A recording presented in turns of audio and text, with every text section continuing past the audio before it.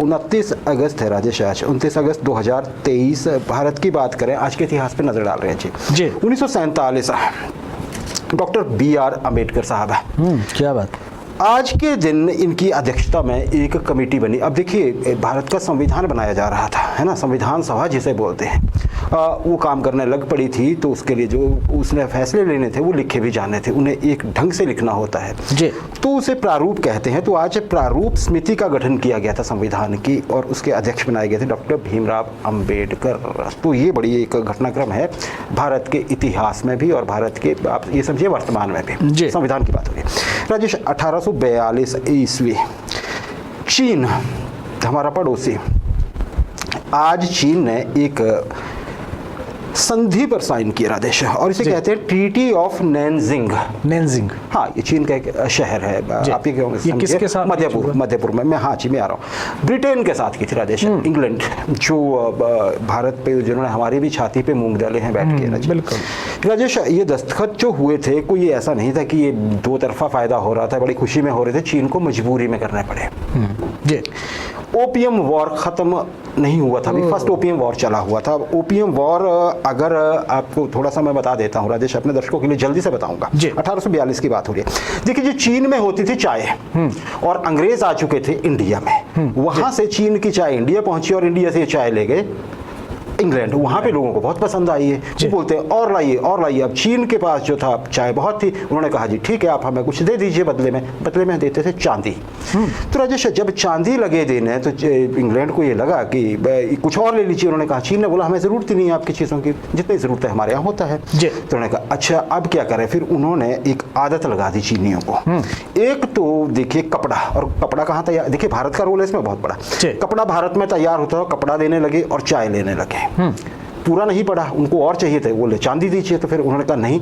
चीन के लोगों को आदत लगाई गई ओपियम खाने की, अफीम खाने की। थोड़ी बहुत होगी, लेकिन इंडिया में उगने लगा और बोरों में पैक होके चीन पहुंचने लगा।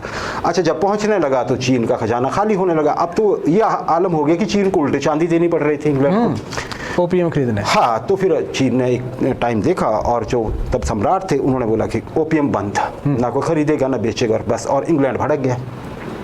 अब इंग्लैंड के पास माइट थी, ताकत थी, गन्स थी और सब कुछ, और एक इन्होंने शिप भरा और ये कूच कर गए चीन की ओर। इन्होंने देखिए शंघाई को हरा दिया, नानजिंग पहुंच के जाके सरकार सरेंडर करके कि बोलिए महाराज क्या चाहिए। इंग्लैंड ने बोला देखिए जी 4 शर्तों पे संधि होगी। एक, जो आज का नैनजिंग जो ट्रीटी हुई थी वो आज के दिन हुई थी चीन के साथ, opium war, first opium war, ये खत्म भी हो गया था उसके बाद। एक तो कहा गया कि जी हांगकांग जो है वो हमारे हवाले करिए लीज पे। तो आपको पता है 1997 तक वो शायद 31 है ना, 97 तक वो इंग्लैंड के पास था जी। दूसरा यहाँ पे हुआ, मैं लिख के लाया हूँ राजेश, उसमें कहा गया कि देखिए ऐसे 5 पोर्ट खोले गए समुद्री, जो उनके बंदरगाह थे, वहाँ पे इंग्लैंड के जहाज आ सकते हैं, वो वहाँ पे इंग्लैंड के लोग रह सकते हैं, व्यापार कर सकते हैं, और फिर वो ज़्यादा चेकिंग वैकिंग नहीं होगी। वहाँ से भी ओपियम आता रहा था जी, मान ली गई राजेश, क्योंकि फंसे हुए थे चीन वाले। तीसरी बात कही कि जो इंग्लैंड के लोग होंगे, हो सकता हो किसी अपराध में संलिप्त पाए जाएं, तो उन पे जो मुकदमा चलेगा इंग्लैंड की अदालत में चलेगा, और वहीं के कानून के अनुसार सजा होगी ना, चीन में नहीं, बिल्कुल नहीं।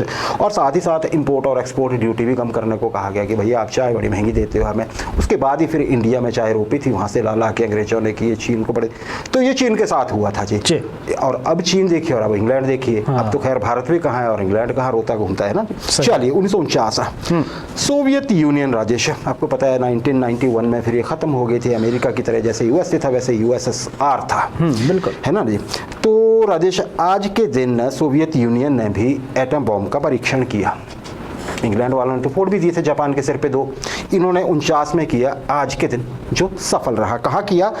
ये है सेमीपालातंस्क, कजाकिस्तान में जगह है। ये इनकी साइट हुआ करती थी, हाँ करते थे जब यूनाइट था सोवियत यूनियन ने। अच्छा राजेश, इसको कोड नेम दिया अमेरिका ने, उन्होंने अपना नाम रखा, लेकिन अमेरिका ने नाम दिया जो-1, JOE, जैसे जो बाइडन, जो-1 नाम दिया जो 1। हाँ, पर बड़ी बात क्या थी राजेश इस बॉम्ब की कि ये डिट्टो कॉपी था फैटमैन वो बॉम्ब जो प्लूटोनियम आधारित था और नागासाकी पे 9 अगस्त को गिराया था 1945 में। और आपको पता होगा मैनहट्टन प्रोजेक्ट को लेके जिसके तहत ही अमेरिका ने बम बनाए थे, वहाँ पे तो अमेरिकन ही पकड़े गए थे, पति पत्नी जो सोवियत यूनियन के लिए जासूसी कर रहे थे, उन्हें सजा दी गई थी, फांसी दे दी गई थी। तो ये माना जाता है कि शायद कहीं उन्होंने टेक्निक दी थी, लेकिन रशिया ने ऐसा कभी नहीं कहा, अभी सोवियत यूनियन ने। चलिए फिर उसके बाद तो कोल्ड वॉर